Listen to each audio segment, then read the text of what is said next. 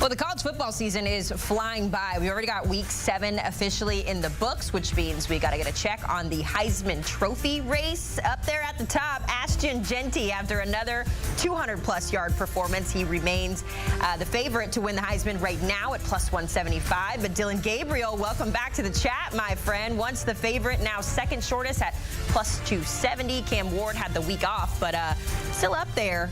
A lot to break down with the college football season about halfway done. Let's bring on the host of the Cover 3 podcast, Chip Patterson, to talk Heisman Trophy risers and fallers. So, Chip, let's start with the favorite, Ashton Jeanty. One of my favorite stories in all of college football right now. He still remains the favorite in that top spot. And then he went out over the weekend and had another 200-plus yard rushing performance against Hawaii. If he keeps up this pace, Chip, do you expect him to stay the favorite and ultimately win the award at the end of the season?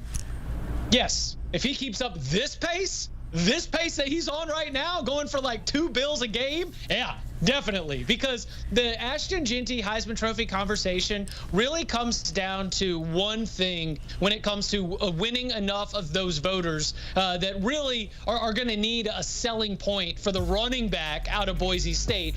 But that selling point would be breaking Barry Sanders' single-season NCAA rushing record, because there is so much respect and reverence for Barry Sanders throughout all of football. There's so much respect and reverence for that record that he has that has stood for so long, even as the offenses have picked up, even as the pace has picked up across college football, that if Ashton Jeanty does, in fact, break that record, which, you know, running for 200 yards a game is certainly going to put him right there, then I do think that he can win this thing. There is already a body of work that I would argue would garner enough support, even with a second or third place vote on the Heisman ballot, where I think he is like 2-3 more weeks of this, he might be a lock to even make it to New York City. But to win it, I do think he has to break the record. Yeah, it's tough when you see the performance. I mean, just looking at the numbers that he's on pace for. You mentioned Barry Sanders' record, 2,628 total yards back in the 1980s. So a long way to go, but he has been impressive each step of the way as he tries to get to that point by the end of this season. Let's talk about Dillon Gabriel, though, Chip, because obviously when he transferred to Oregon, he came in as the Heisman favorite. The Ducks have kind of had a weird season, but they do get the biggest win of the season this weekend, taking down Ohio State. How do you like his Heisman chances and the chance at passing Jeanty for the shortest odds there? Well, first, he's going to have the advantage of being a quarterback. Duh. He's going to have the advantage of being the quarterback who is playing for one of the best teams in the country. So that is another thing that when you think of the traditional Heisman model, those are things that Ashton Jeanty from Boise State, he does not have. But there's something else that Dillon Gabriel has that I'm also keeping my eyes on, and it is in the record books. Because Dillon Gabriel is starting to chase down some of the most prolific quarterbacks in football history. Now, you see this right here as he's starting to chase down the dual threat numbers of a Tim Tebow. You also have him chasing down the NCAA all-time career passing yards and the NCAA all-time career passing touchdown records, which are held by former Houston quarterback Case Keenum. So as Dillon Gabriel gets deeper into the season, if Oregon remains in the national title hunt, if Dillon Gabriel continues to be the reason why they are there, then I do think that the extra little cherry on top of his argument as a Heisman Trophy contender is him chasing history and trying to go down as the NCAA's all-time career passer. I mean, those are the kinds of things, again, there are 800-plus Heisman voters in this country, and not all of them are a football sicko like me.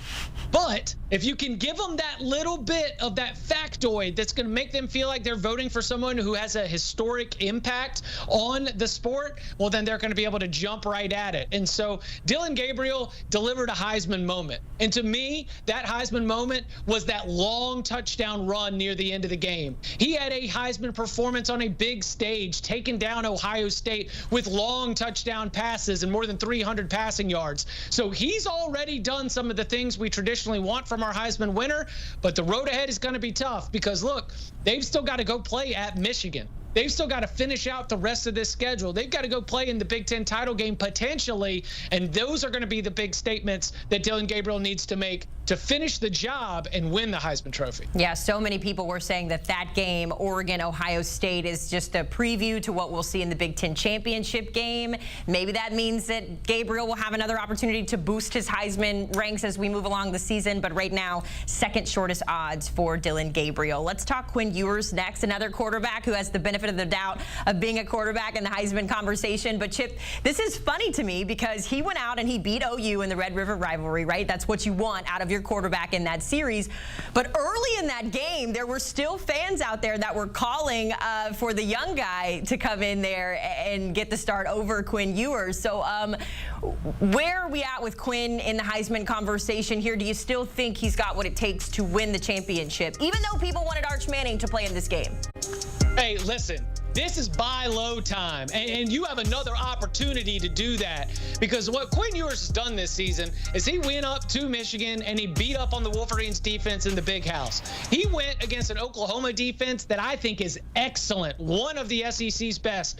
And while he had that early interception, he bounced back and he was leading Texas in a way where Texas could have picked their own number. I thought he did a great job of responding. But this is why I say it's a buy low moment, because what we have seen from the Heisman Trophy in recent years is that the biggest star in the SEC has had an advantage. In fact, the biggest star from the SEC has won the Heisman Trophy in 4 out of the last 5 years.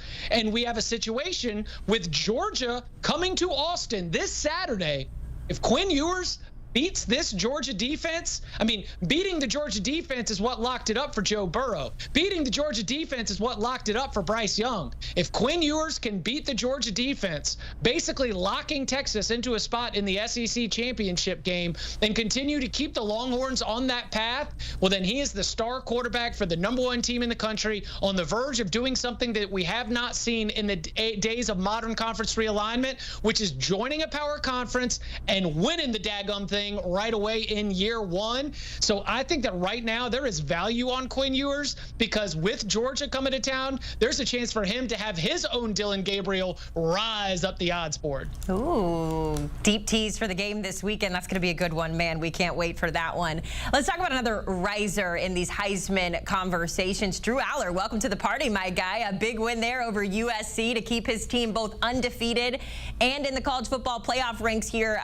Drew Aller making it into the Heisman conversation. But Chip, I just wonder if maybe at this point of the season, is it too late for him to sneak and try and get that award at the end of the year? I think so. There requires the unique circumstance of everybody else sort of falling apart.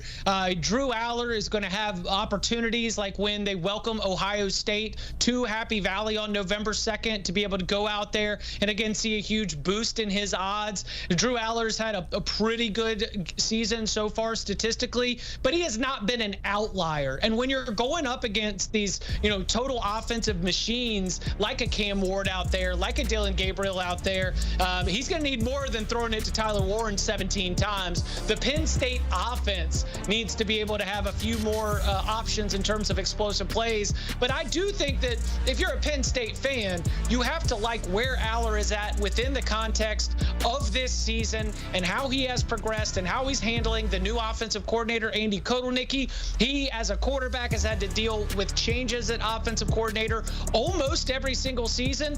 So, Haley, for the Heisman conversation, I'm not real bullish. But if we want to talk about like the football of it all, I think that Drew Aller has a great chance to be able to keep Penn State undefeated all the way through this schedule. That's right. If they beat Ohio State, we could be talking about a team that's playing for the Big Ten title.